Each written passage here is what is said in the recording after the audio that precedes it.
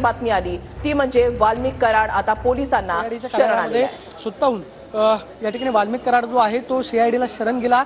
या ठिकाणी आल्यानंतर काहीशी धांदल जी आहे ती सुद्धा या ठिकाणी सीआयडी कर्मचाऱ्यांची उडाली, कारण गेल्या 22 दिवसांपासून वाल्मिक कराडचा शोध जो आहे तो सीआयडी कडून घेतला जात होता। जवळपास 9 पथकं जी आहेत आणि सकाळपासून 4 पथकं जी आहेत ती वाल्मिक कराडच्या शोधावरती होती। मात्र गेल्या 2 दिवसांपासून जी माहिती मिळत होती ती म्हणजे स्वतःहून वाल्मिक कराड जो आहे तो सीआयडीला शरण येईल आणि त्यानंतर आपण पाहतोय की खंडणीच्या गुन्ह्यामध्ये फरार आरोपी असलेला वाल्मिक कराड जो आहे तो सध्या काल परळी वैजनाथचं मी सोमवती अमावस्येच्या दिवशी दर्शन घेऊन मी हीच प्रार्थना केली होती की अशा सगळ्या लोकांना ताबडतोब अटक खरं झाली पाहिजे आणि हे होणार होती। हे आपण बातम्यांमध्ये गेले 2 दिवस ऐकतोय की ते शरण येणार आहेत, पण आज त्यांना फायनली अटक झाली आहे। खरंच बरं वाटतंय।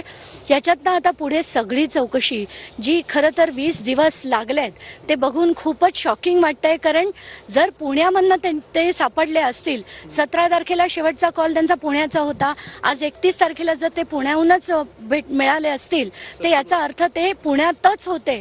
आणि मला खरंच हे वाटतंय की आपली पोलीस यंत्रणा आणि पूर्ण गृह मंत्रालय खरंच कॉम्प्रोमाइज्ड आहे का, हा पहिला प्रश्न पडतो। कॉम्प्रोमाइज्ड आहेत हे सगळे राजकारणी, एकमेकांच्या हातात हात घालून आहेत आणि जसं आपण बघतो त्यांचे सगळ्यांबरोबर संबंध होते। अगदी शरद पवार, सुप्रिया सुळे, रोहित पवार, संदीप क्षीरसागर, सुरेश धस या सगळ्यांबरोबरचे जेव्हा फोटो बघते, फडणवीसांबरोबर बघते, अजित पवारांबरोबर बघते, तर काय हे गुन्हेगारी लोक जर सगळे अशा राजकारण्यांबरोबर संबंध ठेवत असतील तर आपल्याला न्याय कधी मिळणार, हा सगळ्यात मोठा प्रश्न पडतो।